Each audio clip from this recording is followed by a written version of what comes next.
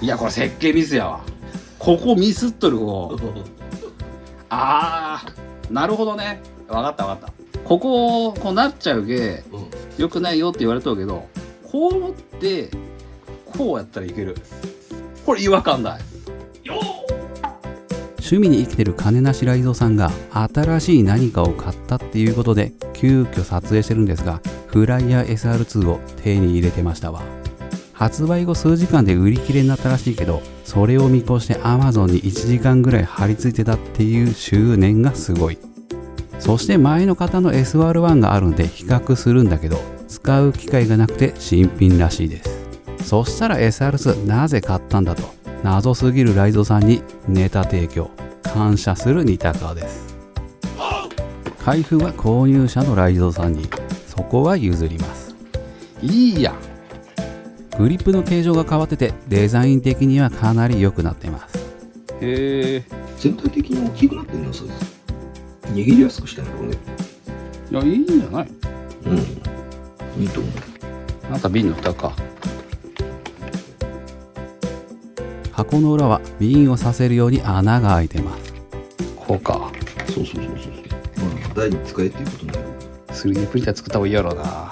いや、ていうか100均で売りようらしいんよ。口紅入れ。あれがね、ビシャルサイズらしいんよ。それ買った方が安いらしい。あとは取説ですね。気になる方は停止してみてください。ただ1点だけ解説を忘れた新機能として、瓶が刺さってるノズルを固定する六角の穴のところ、ノズルガイドが交換できるようになってます。相当使い込んだ方の意見だとは思うけど、劣化して悪くなるんであれば交換できるようになったのはいいですね。そしたら比較のために SR1 を開けていくんだけど、急にチープ。安いだけあって箱とかスポンジに高級感はありません。これが1と2の違いか。個人的にはどっちでもいいような気がするけどな。無理して乗り換える必要があるかって言ったらないと思う。そう見た目だけじゃ乗り換え不要って思ってしまう SR1 と SR2 ですが、全然違います。その点は後から解説するんで、今は外見のお話。このスパーマックスとフライヤー2のロゴ、エンボスの逆でディボス加工されてるんだけど、この隙間に塗料が入ったら拭き取るのが面倒だしいらないかなーってね。あと逆側のメモリも使うかと言われると微妙だけど、ロゴよりはいいんで左右ともメモリの方が良かったんじゃないかなとは思いますね。そもそも右手で使ってたらメモリ見えないし、動画で自社製品とか知ってもらうためのロゴだとは思うけど、やりすぎ感が否めん。SR1 のシールのチープ感は大概やけど。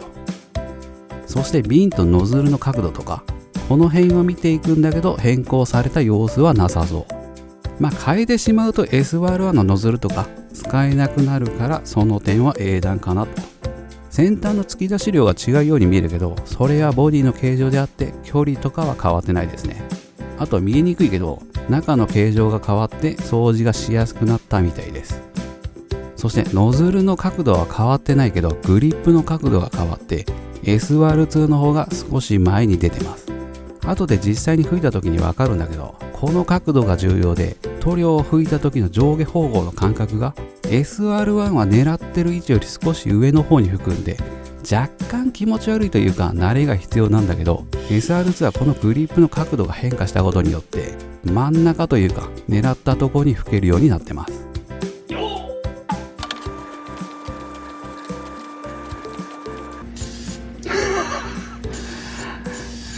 なるほどね。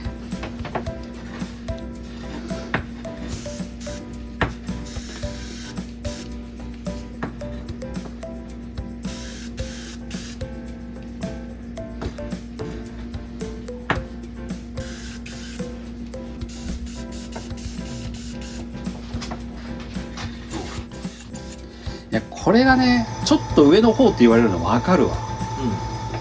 自分が思ったより上の位置に出るっていうやつやろ。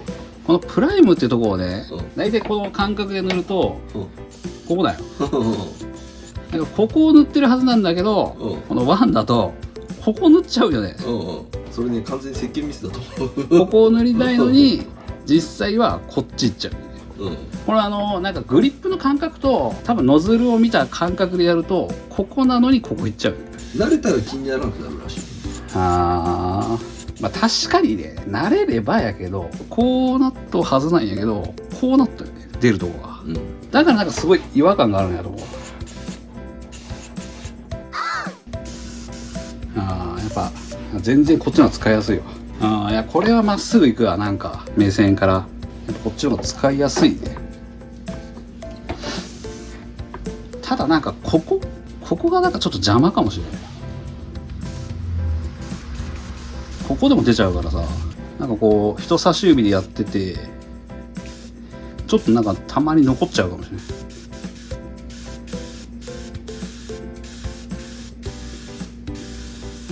こうなっちゃう。多分そこでも押せるように設計したのは多分ミスってんじゃないけど、ここいらんかったな。ここがあるからなんかちょっとほら、だから指をこっちにこう持ってっとけって感じになるんやけど、それだとなんか中指が高すぎるよね。それは思う。だからまあこうなるんやけど、まあここでやれってことなのかな。でもそしたら親指もなんか、いやでもそれでもなんか上に持ってかれるけ。いやこれ設計ミスやわ。ここミスっとるここ設計ミスですね。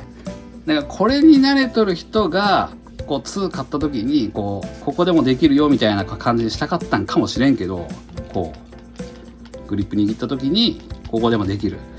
2もそれを残してここでこうできるっていうのをしたかったかもしれんけど、はっきり言って削った方がいい。削った方が良かったと思う。すごいなんかこうちょっと残ったりするグリップで、こうするとなんかこう持ち味っていうか、なんかこう精密度がなんか自分の中で落ちるよね。2本指でやるのもいいんやけど、2本指でやるにはトルガンの形状がちょっと間違ってるよね。だけどこうでやるにするにしてもちょっとなんかこれ親指をこっちに持ってこないけどね、ここでするんやったら。そしてこう握るとだんだんこうなってくるよね。でこれでこうやってやると、いやこれ設計ミスやわ。見つけてしまったこれ。ちょっとやって思うけど同じこと。普通に人差し指で使って、まあ、塗ってたとしてちょっとたまに残る。いやもう当たるもん、一番初めから。ほらここにちょっとなんか設計ミスよねそこ。こう使う想定なんとは思うんやけど、使いづらいよね、そうなると。でここら辺にガードかなんかつけとってくれた方が上に行かんでよかったのかもしれんけど、使いよったらだんだんこう上に行くからここ当たるんよ。こう固定かな。もうここのトリガーいらんわ、もうすでにって思う。やろう。もうここで押した方が早い。やっぱここなるよね。なんだでここがなるのが嫌やけ、こう親指こう持ってこないといけんけど、上側に持ってくるとこう上にこう指が来るけさ、結局上がって、だけど下側を持っとかないといけんのね。下側も持ってこないし、人差し指で引く前に中指が押してる変な使い方になるぜこれ。すごいバランスいいのにこれ、グリップといい。トリガー形状完全にミスってると思う。こうやって持って、なるほどね。分かったこれ、ここなっちゃうけよくないよって言われとるけど、こう持ってこうやったらいける。これ違和感ない。こうやね。ここのこれにカップ乗せるやろ。でこうやってこうなるよね。でこうやってシュッシュッシュッってやると違和感ない。マジか。それ違和感ないやろ。なるほどね。この想定で作ってるわけね。これやったら使いやすいわ。握り方も間違えてるっていうことか。で握りはこうやね。ここでこう入れてこうやってやれば狙ったところにも行くし、ここを押しちゃうということはないし。これは使いやすいわ。これめっちゃ便利。この時めっちゃ評価下がったよね。これワンの方がいいじゃねっつって。ワンは同じやり方やけどさ、ここ中指でこう出したりするやつ、こういうやり方だったら本当にワンでもいいんじゃねえかなって一瞬思ったけど、こうやって持つとここのトリガーとこの中指の距離がまたね絶妙にいいよね。確かにでね。狙った位置に行くやろ。いやこれやわ。これ2めっちゃいいわ。やっぱああ、これは確かに2売れるわ。これ2売れますね。まあ、もしかしたらこっちの持ち方風にするためにそこの下の方も残したのかもしれんけど。ああ、まあこうやってもう慣れてる人とかそうのために、中指用の人に。まあこっちでも使えることはないけどね。こう中指だけで。だけどこの時も人差し指どこへ置いていいかがわからんことある。人差し指どこ置こうかみたいな。